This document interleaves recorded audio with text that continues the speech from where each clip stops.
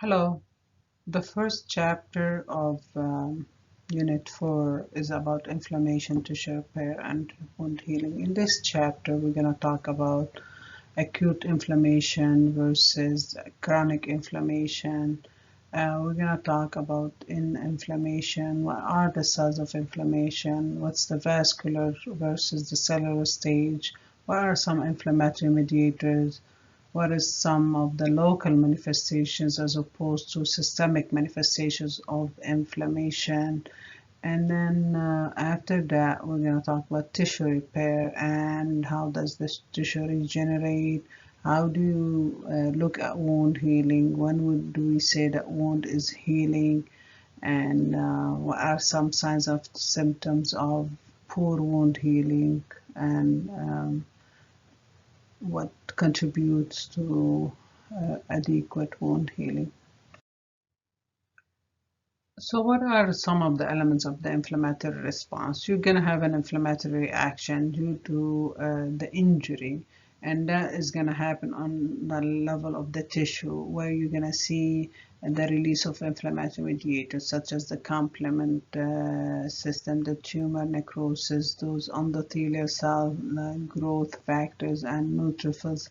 And you're going to see signs of localized inflammation. Typically, it's localized where microbes are emanated and the road is paved for tissue repair, and any condition that is involved with an inflammatory response, you're going to see it ending with the suffix itis.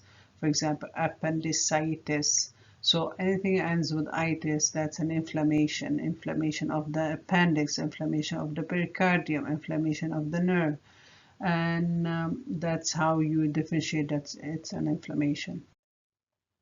The cardinal signs of inflammation are, if you want to know the names in Latin, or which is very similar to the French name of those, like rubor is redness, tumor is swelling, calor is heat, like calorie, douleur is pain, functional loss of function. So these are some of the cardinal signs of inflammation. As in many other conditions, there's going to be varied causes of inflammation. Inflammation can be an immune response to an organism.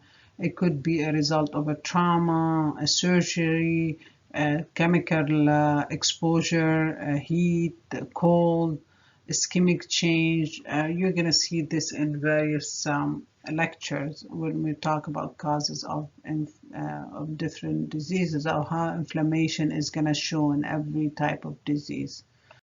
So what are some of the types of inflammation? You're going to see you're going to either have an acute or chronic. You know, the degree of inflammation is impacted by multiple factors. How long was the injury? What type of agent caused the injury? The degree of injury? And so along that line, we're going to have two different types, acute and chronic. In acute, you're talking about relatively a short duration, like anywhere from minutes to days. And there will be a lot of fluid, a lot of migration of plasma component, leukocytes, predominantly neutrophils, and whereas in chronic inflammation, it's going to be of a longer duration, days to years, and you're going to see more of lymphocytes, more of macrophages, more of fibrosis, necrosis, and these are basically the two different types of inflammation. So what happens on the vascular level when an inflammation and injury occurs? You're going to have that immediate response. You're going to have, in the early stage, local level of response. Blood vessels will try to restore the homeostasis we spoke about, and before the adaptive immunity that we're going to talk about in a couple of lectures is initiated. So it's kind of like your primary response to injury.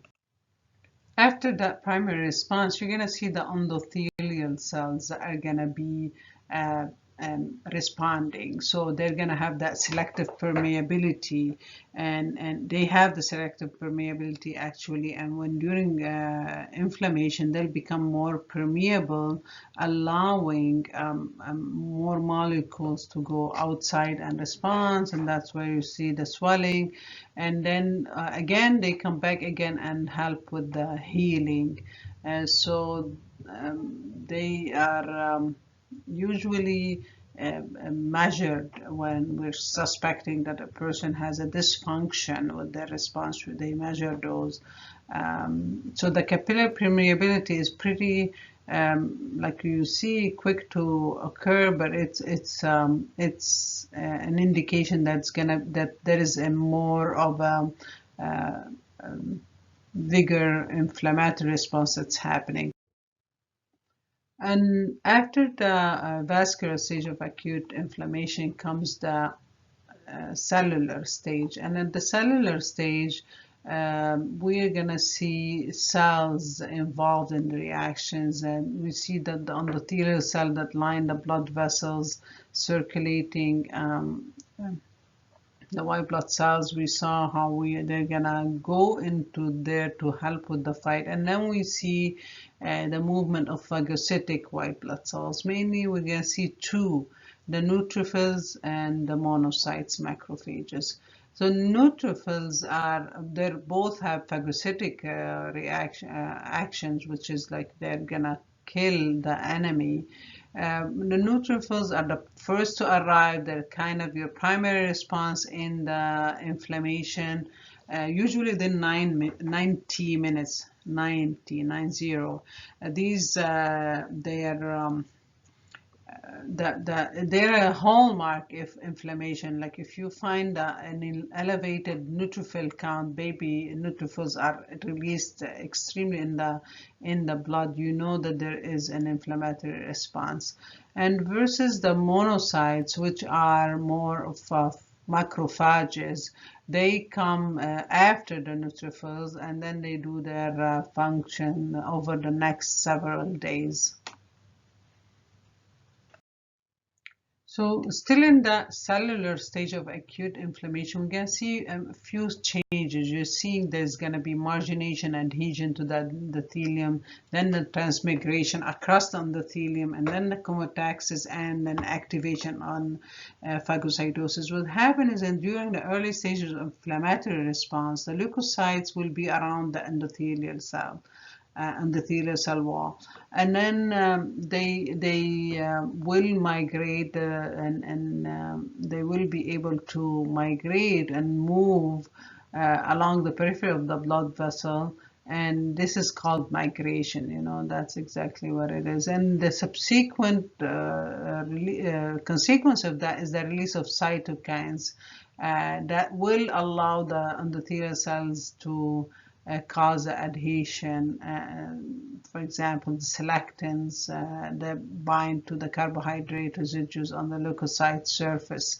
And then, so there's a few mechanisms that are happening in here. Do I want you to dig into that and decipher everything under how the adhesion molecules?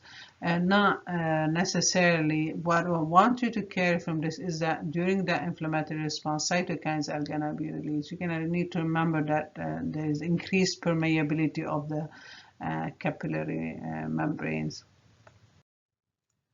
The inflammatory mediators, these are some of the names you're gonna remember: histamines, cytokines, platelet activating factor, plasma proteins.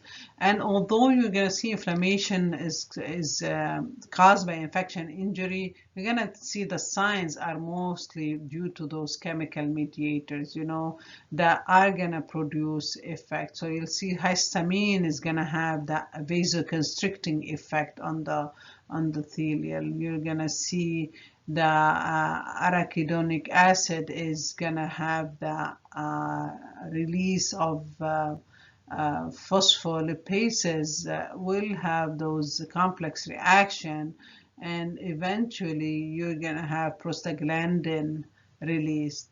into the blood, and those promote platelet aggregation and vasoconstriction. So again, see more of that response on the cellular level. That response is further exponentially increased with the platelet activating factor. And then you see those plasma protein that work on the clotting and the kinase system and the complement, and they also play a factor in the clotting of the in the clotting process. So this slide kind of summarizes what we've been talking about, and what your book describes in like 2-3 pages is like there are some mediators that are going to have that vasoactive, smooth muscle constricting properties. Some are going to have produce the complement fragments, and they're going to have the cytokines. Some will activate the complement component of the clotting system. And the whole purpose is to contain that inflammation, take care of it, and make effect a positive impact and bring back the body to homeostasis. So this question asking you is, which of the following molecules will induce endothelial cell retraction?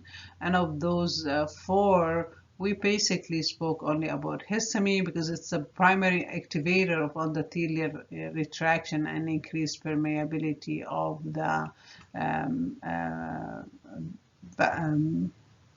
capillary membranes.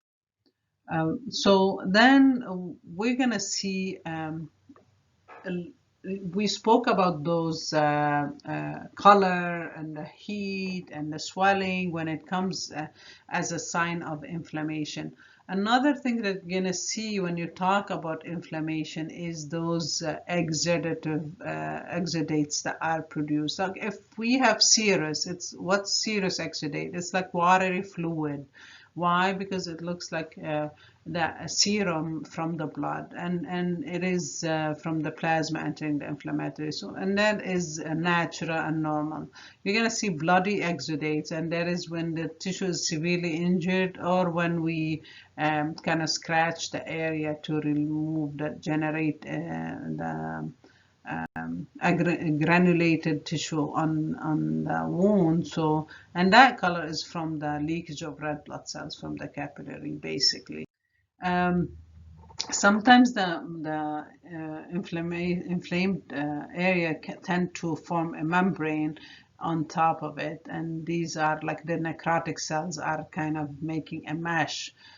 Versus when we see purulent, that means there's pus. Whenever there's pus, know that there were more white blood cells there, and there is more an infectious process rather than inflammatory process.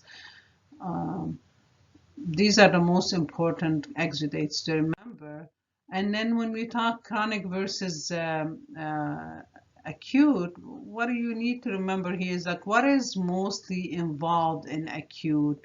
You saw in acute, it's neutrophils, you're going to see exudates, it's self-limiting, short-lasting, versus chronic, it's going to last for weeks, even years. And then you're seeing more of macrophages and lymphocytes, and you're going to be having these fibroblasts. What are you going to see as a sign for systemic inflammation? What do I see? Fever. The temperature is going to go high when there's inflammation, systemic manifestation inflammation. On the local, you saw the color, the swelling, the redness, the warmth, and the pain. But versus on the systemic level, you're going to see more of the temperature, you're going to see more of increased white blood cells. You may see signs of sepsis. If it's systemic, you're going to see signs of sepsis. So is that true that permanent cells, once damaged, can easily be generated and their function recovered? Well, many cells in the body cannot be replaced once they die. Especially we're talking about nerve cells and cardiac cells. Other like our skin, yes, they have the ability to regenerate. What is the difference in when it comes to healing? So we're moving from inflammation, the body fought it, and now it's in the healing. There's two types of healing that you're gonna learn about. One is healing by primary intention. One is healing by secondary intention. And the primary intention is just like that surgical wound, well approximated. It's a clean wound. It's healing properly. Secondary healing is that when you have that gap and then you have a great loss of tissue, and then you're gonna have that to debride that wound and kind of, in a sense, to help it heal. Uh, um, as it's healing, the wound's gonna go through stages. Obviously, there's the inflammatory phase where you see the inflammation, the inflammatory phase subsides, and then you have the proliferative phase, and then eventually you're gonna have the remodeling phase, the last phase. What will affect the healing? Actually, how the body's response, those chemical mediators, growth factors will mediate the healing process, and all the exchange on the cellular and extracellular level, but also the nutritional level, because all these are proteins, so that would help with the healing process. Some of the causes for impaired wound healing include obviously malnutrition, or if there is not enough blood flow, and thus the supply of nutrients and oxygen and fluid to the area. And then the inflammatory process itself, because of the swelling, it will impede the delivery. If the wound get more infected, if the wound is not healing by primary intention, it dehisces, it separates. If there is foreign body, and of course the age, because with age we lose our ability to regenerate, we lose the ability to produce an effective immune response. So, what if the following factors will promote wound healing? Is it malnutrition? Is it increased blood flow and oxygen delivery? Is it infection? Is it foreign body? So the question is asking you a positive, and all the three, A, C, and D, are negative. So obviously, increasing blood flow and oxygen delivery is the only positive that will promote wound healing. And with that, we conclude.